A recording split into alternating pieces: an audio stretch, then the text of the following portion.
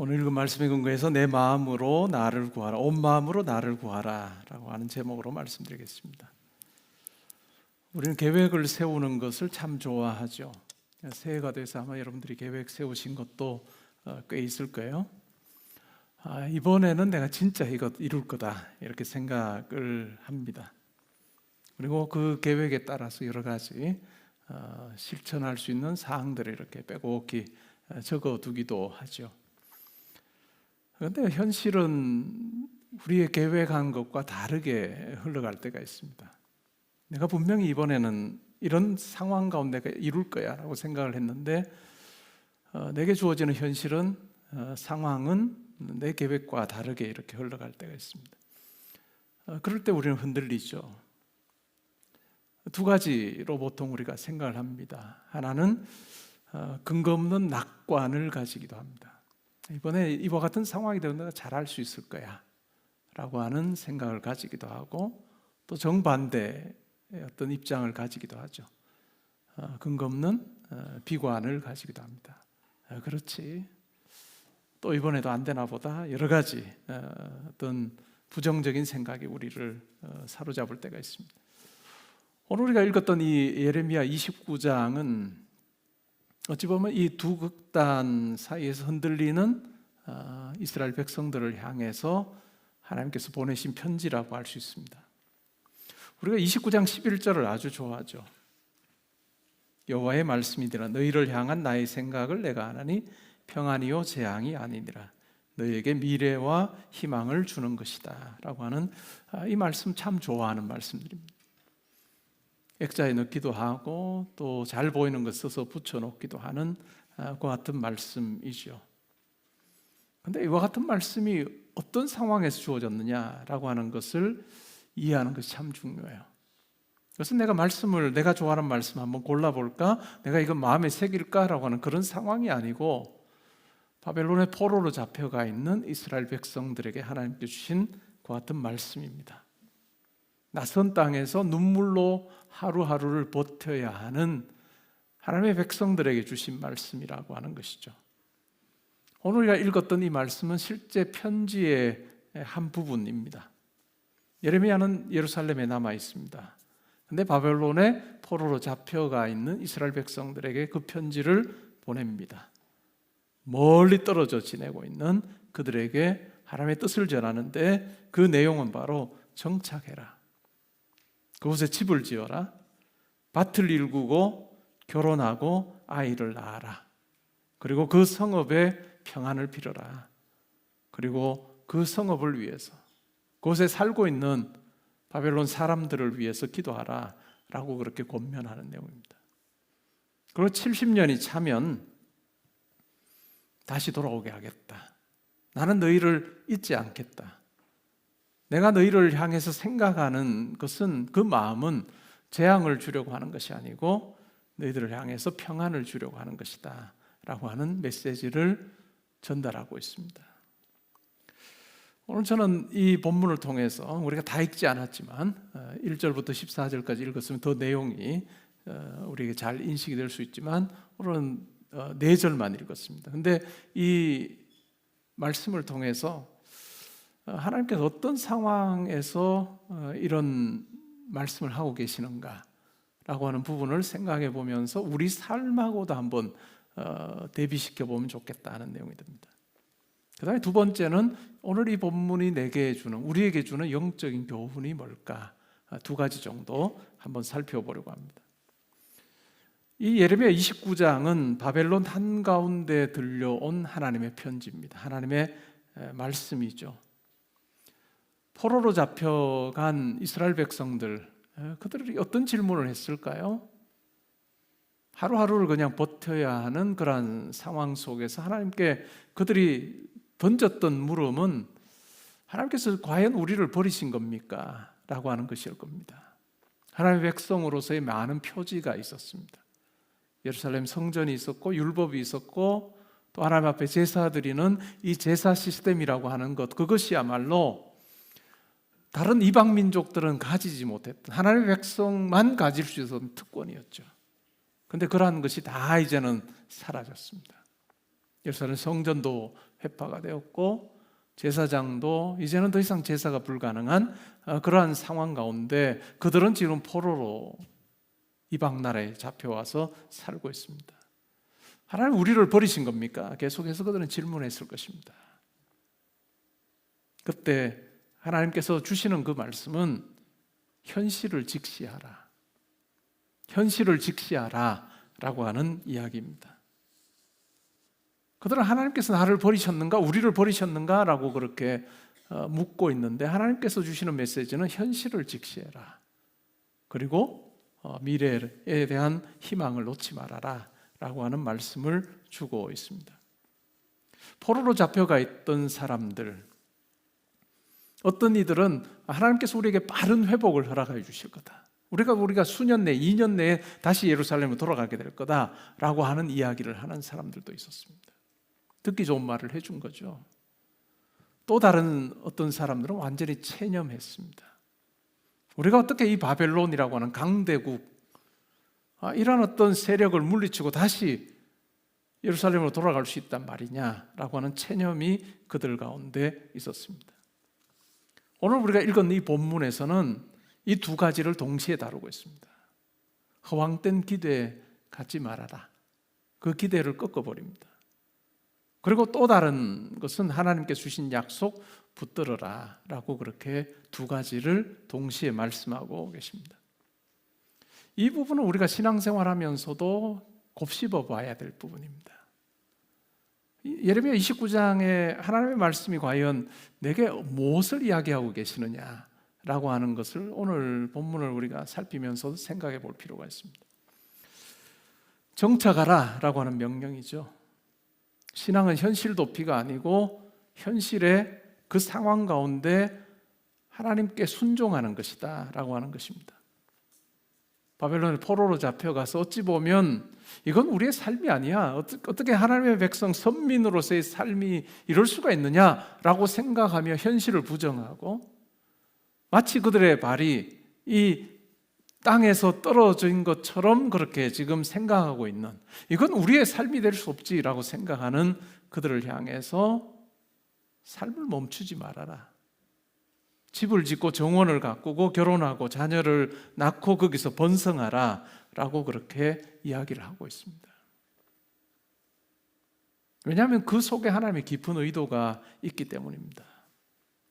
하나님께서 그들을 이 바벨론이라고 하는 나라로 보내셨던 목적이 분명히 있기 때문에 그렇습니다. 그것은 이스라엘 백성들이 거기서 괴로워하고 힘들어하게 하는 그것이 하나님의 뜻이 아니고 하나님께서 그들을 깨끗하게 하기 위한, 거룩하게 하기 위한 정화의 시간, 그것이 바로 하나님의 계획이었다, 의도였다라고 하는 것을 이야기를 해주고 있습니다. 그렇기 때문에 그들이 바라지 않았던 그 같은 삶의 자리라 할지라도 그 현실을 직시하며 하나님께서 이 상황 가운데 이루시기를 원하시는, 우리에게 주기를 원하시는 것이 무엇인가라고 하는 것을 눈을 똑바로 뜨고 볼 필요가 있다라고 하는 이야기를 해주고 있습니다. 때로는 우리 삶에도 그렇죠. 내가 꿈꿨던, 내가 그렸던 것과는 아주 다른 상황들이 우리 가운데 펼쳐질 때 우리는 그 상황을 부정하려고 합니다. 현실을 부정하려고 해요. 이건 내 삶이 될 수 없다라고 그렇게 이야기하면서 우리의 생각 자체가, 우리의 모든 어떤 에너지 소비하는 것 자체가 현실의 상황과 상관없는 다른 어떤 것에 몰두하게 될 때, 오늘 이 본문을 우리가 적용을 해보면, 아니 그 상황에서도 하나님께서 원하시는 것을 네가 들을 귀가 있느냐, 볼 그와 같은 눈이 있느냐라고 우리에게 이야기를 해주는 겁니다. 그러면서 도무지 그들은 상상할 수도 없었던 그와 같은 말씀을 하죠. 그 성읍의 평안을 구해라. 네가 살고 있는 그 바벨론, 그 도시의 평안을 구해라. 포로의 자리에서도 선민으로서 화평의 사람으로 사는 것, 그것이 더 중요하다라고 하는 이야기를 합니다. 우리가 여기서 어떻게 벗어날까? 하나님이 우리 사랑하는 것 맞냐? 버리신 것 아니냐라고 생각하는 그들을 향해서 너희들이 있는 그 자리에서 하나님 백성으로 산다는 것이 무엇인지를 곰곰이 생각해보고 그 상황에서도 화평을 전하는 자들이 되어야 된다라고 하는 이야기를 하고 있습니다. 이것이 어찌 보면 우리 성도의 삶이에요. 우리가 예수를 믿고 나서 하나님께서 우리의 삶을 이 타락하고 악이 있는 죄가 넘쳐나는 이 세상으로부터 우리를 완전히 분리시켜서 따로 그냥 공동체 생활하게 하지 않으시고 우리를 세상 가운데서 살게 하십니다. 세상에서 데려가시기를 예수 그리스도께서 간구하시는 것이 아니라 우리가 그 세상 속에서 악에 빠지지 않도록 하는 그와 같은 기도를 하신 예수님을 우리는 생각할 필요가 있습니다. 어찌 보면 이것이 우리 현실이에요. 그러면서 오늘 메시지를 보면 속지 말라라고 하는 경고도 합니다. 우리가 힘든 시기일 때일수록 어때요? 우리의 귀가 얇아집니다. 힘든 시기, 어려운 시기일수록 귀가 더 얇아져요. 이 사람이 하는 말도 듣고 저 사람이 하는 말도 듣고 때로는 막 휘둘릴 때가 있습니다. 바벨론에 포로로 잡혀간 그들도 그랬다는 거죠. 거짓 선지자들이 일어나서 우리가 이 바벨론에 포로로 잡혀왔지만 수년 내에 다시 본국으로 돌아갈 거다라고 하는 달콤한 말에 그들은 휘둘리기도 했습니다. 그러나 하나님의 메시지는 아주 분명합니다. 그것이 아니라 70년이라고 하는 그 기간이 필요하고 하나님께서 그와 같은 이 정해놓으신 이 기간 동안 바벨론에 살게 하실 거다. 하나님의 분명한 계획이 있다라고 하는 것을 말씀은 이야기해 주고 있습니다. 왜냐하면 하나님께서는 끝을 보고 일하고 계시기 때문에요. 우리가 하나님을 믿습니다. 내 아버지로 고백합니다 라고 할 때 결국은 우리가 만나게 되는 이 하나님, 그리고 때로는 우리가 믿음 안에서 굴복하게 되는, 굴복하게 된다는 표현이 굉장히 좀 안 좋을 수도 있는데 우리가 각각 자기 생각이 다 있거든요. 자기 계획이 다 있거든요. 내가 바라는 뭔가가 있는데 우리가 하나님을 만나고 뜨겁게 체험을 하게 됐을 때 결국은 내가 얼마나 기도를 잘하느냐, 얼마나 찬양을 잘해, 이런 차원의 문제가 아니라 결국은 내가 내 삶에서 얼마나 하나님의 뜻에 내가 순종할 수 있느냐 하는 그 이야기예요. 왜냐하면 하나님께서는 끝을 보고 계시고 일하고 계신다. 끝을 보고 계시고 70년 이후에 다시 포로된 그 자리에서 이제는 본국으로 돌아가게 하실 그 하나님의 분명한 계획, 그 70년 이후에 이루실 일들을 하나님께서 보고 계시고 그 상황 가운데서 현재를 어떻게 살 거냐라고 하는 것을 우리 그 당시에 이스라엘 백성들에게 말씀해 주시는 거죠. 결국은 우리가 하나님을 신뢰할 수 있는 근거는 내가 볼 수 있는 것, 내가 생각할 수 있는 것과는 비교가 안 되는 그 하나님이심을 우리가 알게 될 때 결국은 내 삶이 하나님의 손에 있습니다 하는 고백을 하게 되는 거죠. 긴 호흡으로 내 삶을 다루어 가시는 하나님을 보는 거예요. 우리 인간의 한계는 항상 일정하게 쭉 볼 수 있는 그런 시야가 우리에게는 없습니다. 하나님께서는 어떻게 보시는 거죠? 우리의 이 땅의 삶만 놓고 보면 뭐죠? 이 땅의 삶만 놓고 보면 우리의 마지막 순간을 이미 하나님은 보고 계시는 거예요. 알고 계시는 거예요. 그리고 그 마지막 순간이 비참한 것으로 끝나지 아니하고 우리의 시간이 흐르면 흐를수록 예수 믿는 자로 살면 살수록 하나님을 더 닮아가고 예수 그리스도를 닮는 자가 되는, 때로는 우리가 나이가 들어서 할 수 없는 것들이 훨씬 더 많아지고 거동이 불편해져도 우리가 예수 그리스도를 알아가고 하나님을 아는 그 풍성함을 시간이 지나면 누리게 되는 이 우리 성도의 어찌 보면 한 가지 그 목표, 하나님께서 우리를 다루어 가시는 그 방향, 그 방향의 끝에 이 세상의 죽음이라고 하는 그것이 결코 불행이 아니고 결코 피해야 될 것이 아니라 우리를 그렇게 거룩하게 만들어 가시는 그 하나님의 그 계획, 일관된 계획이라고 하는 것 속에서 하나님께서 오늘 내 하루를 다루어 가시고 오늘 내가 처해 있는 이 상황을 다루어 가신다라고 하는 생각을 할 때 우리 속에 담대함이 있는 거예요. 그냥 짧은 우리의 생각만을 놓고 이 기간 안에 하나님의 뜻이 무엇입니까? 이렇게 우리가 비교하기 시작하면 우리는 하나님의 뜻을 알 수가 없어요. 그런데 멀리 내다보시고 우리의 마지막까지 보시는 그 하나님께서 내 삶을 붙들어 주신다. 그리고 죽음 너머에 영원한 그 하나님 나라로 우리를 이끌어 주신다라고 하는 이 긴 안목에서 지금의 내 삶을 볼 때 하나님께서 나를 붙들어 주셨다가 놓으셨다가 붙들어 주셨다가 놓으셨다가 하시는 분이 아니라 끝까지 붙드시는 분이다라고 생각할 때 우리가 어떤 상황에서도 하나님을 신뢰할 수 있는 자가 된다라고 하는 것입니다. 결국 우리가 신앙이 깊어진다라고 하는 것은 이 하나님을 만나는 거예요. 이 하나님을 만나고 이 하나님을 만날수록 하나님께서 내 삶 가운데 자기의 뜻을 가지고 이루시고 계시는데 그것이 재앙이 아니고 그것이 소망이고 희망이다라고 하는 것을 확인하게 되는 거죠. 유명한 영국의 설교가였던 스펄전 목사님은 이 구절을 설명하면서 이런 그림을 그립니다. 커다란 배의 갑판에 아이가 막 뛰놉니다. 근데 이 아이는 엔진의 작동 원리를 전혀 몰라요. 근데 배는 안전하게 항해를 합니다. 왜 그럴까요? 기관사, 선장과 항해사가 각각 자기의 자리를 잘 지키고 있기 때문에 그렇다는 거죠. 우리 인생도 마찬가지 아닐까요? 하나님께서 우리의 길을 이미 아시고 우리가 모를 때조차도, 우리가 다 파악이 되지 않을 때조차도 하나님께서 우리의 삶을 붙드시고 자기의 계획을 가지고 우리의 삶에 결국은 궁극적으로는 재앙이 아니라 우리의 삶에 소망을 주기를 원하시고 미래의 희망을 주기를 원하시는 그 하나님께서 우리의 삶을 지금도 붙들고 계시기 때문에 때론 우리의 상황 가운데 이러저러한 일들이 일어나도 큰 배의 갑판 위에서 그냥 뭐 자유롭게 뛰노는 아이와 같이 우리가 그렇게 우리 인생길을 걸어갈 수 있다라고 하는 이야기죠. 그런데도 하나님께서 오늘 본문에 보면 너희가 내게 부르짖으라 이렇게 합니다. 그리고 그러면 너희가 나를 만나게 될 거다, 나를 찾을 거다라고 하는 이야기를 합니다. 하나님의 분명한 계획이 있습니다. 그런데 이 약속도 있는 거죠. 근데 왜 기도하라 하실까요? 기도라고 하는 것은 결코 내 확신을 확증하는 자리가 아니에요.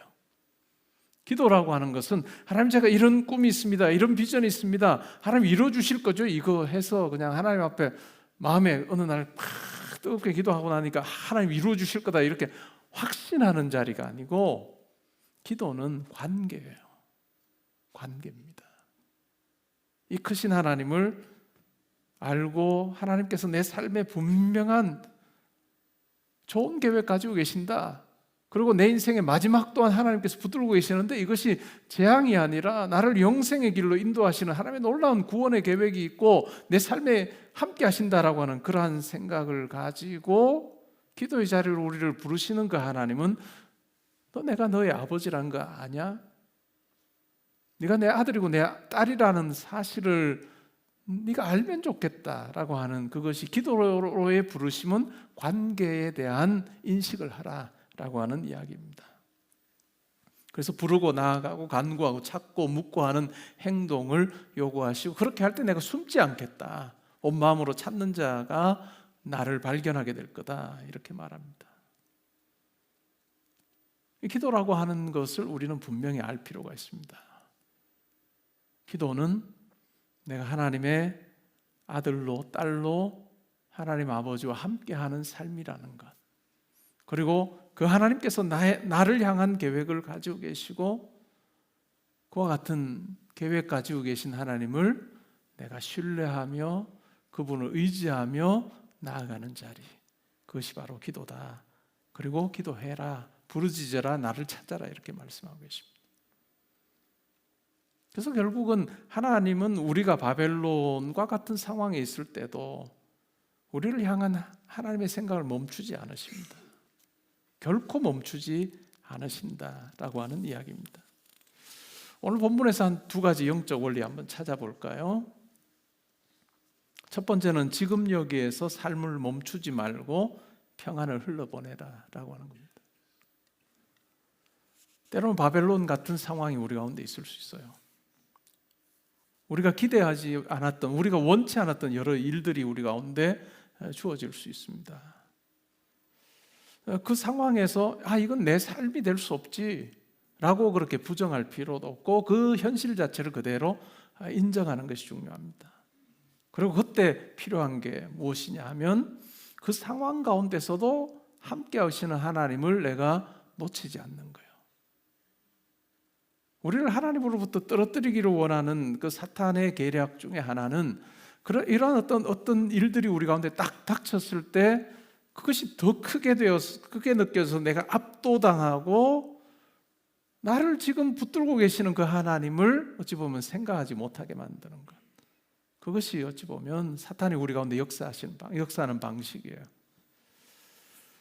결국 하나님께서는 그 상황 가운데서도 결국 우리에게 뭔가를 주기를 원하시고 또 그 상황을 통해서 오히려 우리를 하나님의 뜻 안에서 다듬어 가기를 원하시는 그 같은 부분, 계획하심도 있을 수 있다는 거죠. 감옥과 교도소 사역을 오랫동안 했던 한 연세 많은 분이 마지막 설교를 합니다. 수감자들에게 이렇게 말합니다. 여기서는 모두가 떠나고 싶어 하지만 하나님은 여기서도 당신을 자라게 하실 수 있다. 우리가 어떤 일들을 당하면 내가 이 상황에서 어떻게 자란다라고 하는 생각조차 우리는 하지 않습니다. 그냥 이 상황에서 벗어날까, 어떻게 하면 빠져나갈 수 있지 하는 생각만 우리가 다 하는데 결국 뭘까요? 하나님께서는 그 상황에서도 우리를 자라게 하기를 원하시는 하나님의 일하심이 있다라고 하는 것입니다. 그러니까 하나님의 관점에서 내 삶을 보게 될 때 더 명확해지는 거예요. 때로는 내게 있었던 어떤 어려움, 때로는 내게 있었던 어떤 실패, 때로는 내가 주저앉은 것처럼 보이는 그 상황에서 많은 사람들이 이거 벗어나야지, 일어나야지 라고 하는 그것, 그러면서도 여전히 내 의지가 막 작동하는, 넘어질 때도 내 의지가 작동했고 일어설 때도 내 의지가 작동하고, 하나님은 그냥 약간만 도와주시는 분, 일어나라 하고 일으켜주시는 분 정도가 아니라 어찌 보면 그 상황에서 하나님께서 나를 자라게 하기를 원하신다. 그 생각을 하면 내 상황을 다르게 볼 수 있는 부분이죠. 우리가 잘 아는 파블로프의 개 실험이 있습니다. 조건을 형성해 주는 거죠. 종을 치고 나서 먹이를 주는 일을 반복하게. 그러면 어떨까요? 그냥 종만 쳐도 개가 침을 흘립니다. 우리 신앙도 그럴 수 있다는 거예요.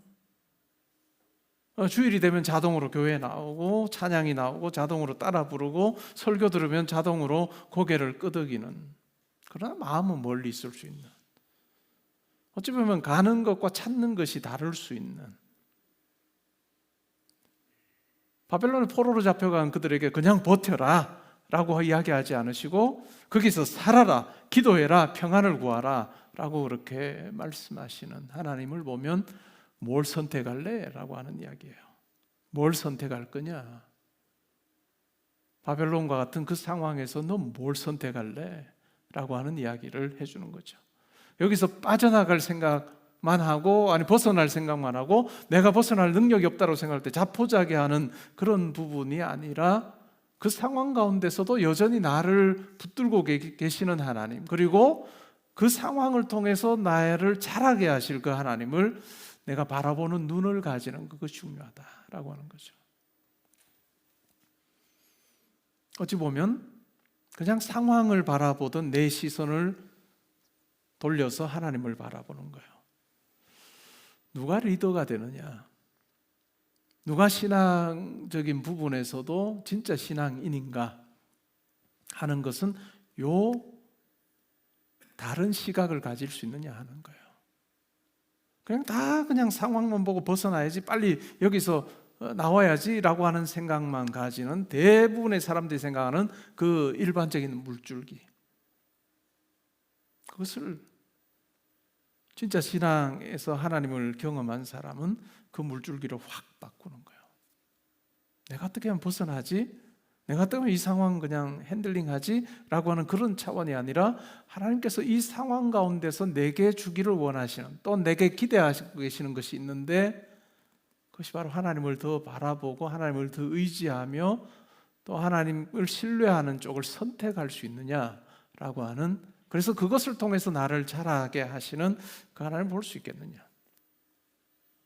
결국은 바벨론에서 포로된 자로서의 삶이 아니라 그 자리에서 하나님의 사람으로 네가 설 수 있겠느냐라고 하는 이야기를 해주고 계십니다. 우리 삶도 마찬가지겠죠. 상황만 보면 그냥 포로된 사람과 똑같아요. 그러나 그 상황에서 하나님을 보게 되면 하나님의 사람으로 내가 설 수 있는 그런 변화가 있다. 두 번째 영적인 교훈은 하나님이 준비하신 미래를 붙잡는 방식은 진심으로 찾고 기도하는 것입니다. 미래와 희망을 하나님께서 약속합니다.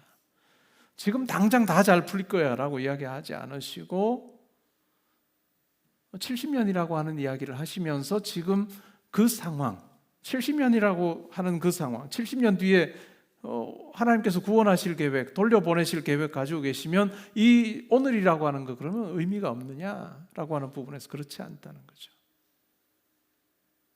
바벨론과 같은 그 상황에서 필요한 것이 있다면 하나님을 붙드는 거다.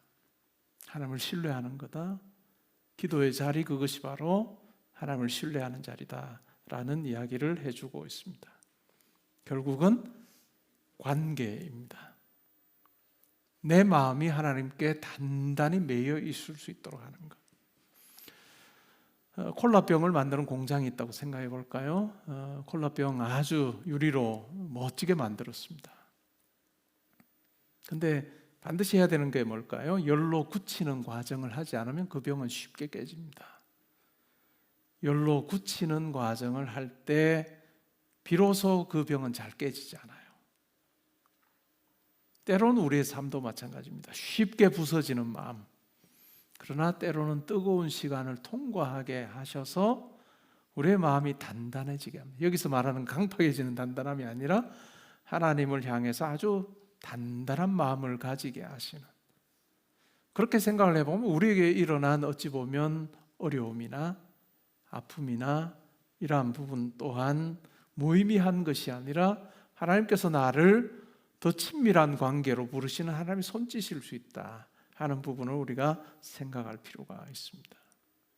가끔 드라마에 보면 이런 내용 나오죠. 어릴 적에 엄마가 아이를 잃어버립니다. 그리고 오랜 세월 그냥 헤어져서 살아요. 그러다가 우연히 엄마도 아이를 찾고 아이도 이제 엄마를 찾는데 못 찾다가 성인이 돼서 어느 시점에 이제 딱 만납니다. 이 아이가 내 아이인지를 엄마는 몰라요. 근데 이 드라마에 보면 가끔 이제 이 아이가 어릴 적에 상처 입는 일이 있죠. 그 상처가 나 있는 거예요. 그래서 결국은 그 상처를 보여주면 엄마가 너 내 아이 맞구나 하는 것을 확인하는, 어찌 보면 그 상처가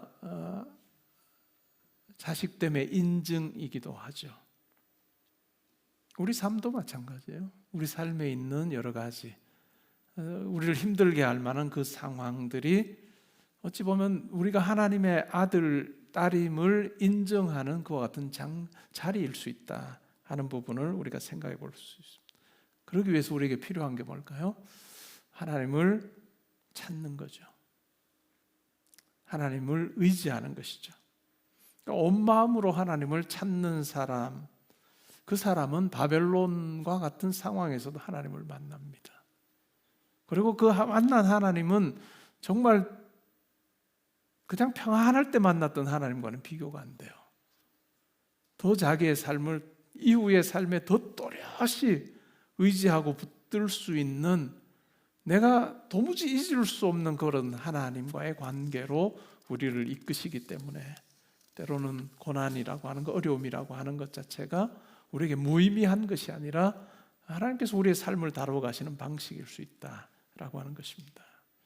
오늘 우리가 말씀을 듣고 기도할 때도 그와 같은 마음이 있으면 좋겠어요. 우리의 기도의 자리는 결코 내가 원하는 걸 하나님 앞에 막 설득하는 자리도 아니고, 결국은 하나님이 나를 향해서 참 좋은 것 계획하고 계시고, 그 하나님께서 내 삶을 지금도 붙들고 계시다, 상황이 좋든 안 좋든 상관없이 내 삶을 붙들고 계시다라고 하는 그 고백을 하는 자리, 그것이 바로 기도의 자리라고 할 수 있을 것입니다.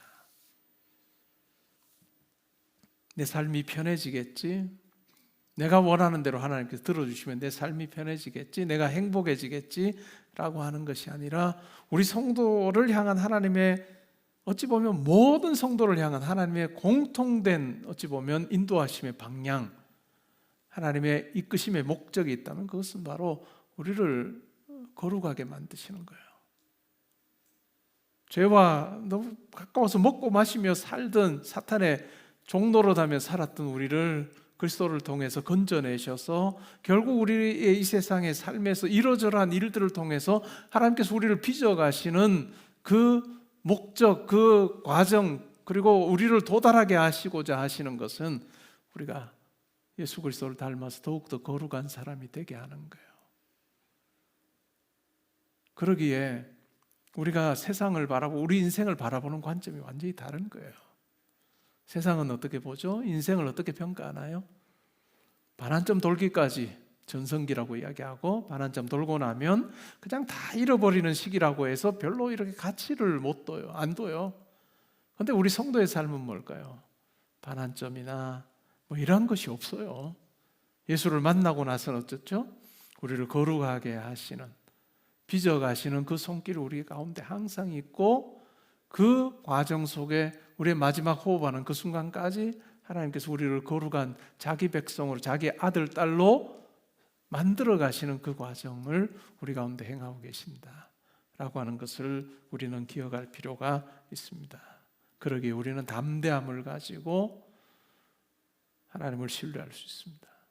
바벨론과 같은 상황에서도 하나님께서 이 상황에서 나를 더 거룩하게 하기를 원하고 하나님을 더 의지하는 자로 만드시기를 원하시는구나 라고 하는 생각이 들 때 내가 이것 들어주시면 편안할 거야 라고 하는 생각은 이제는 조금씩 내려놓고 하나님 아들 딸답게 제가 점점 더 아버지 보시기에 거룩한 자로 빚어지게 해주십시오 라고 하는 기도를 하게 되는, 그리고 하나님께서 기뻐하시면 제가 하나님이 아니어서 몰라요.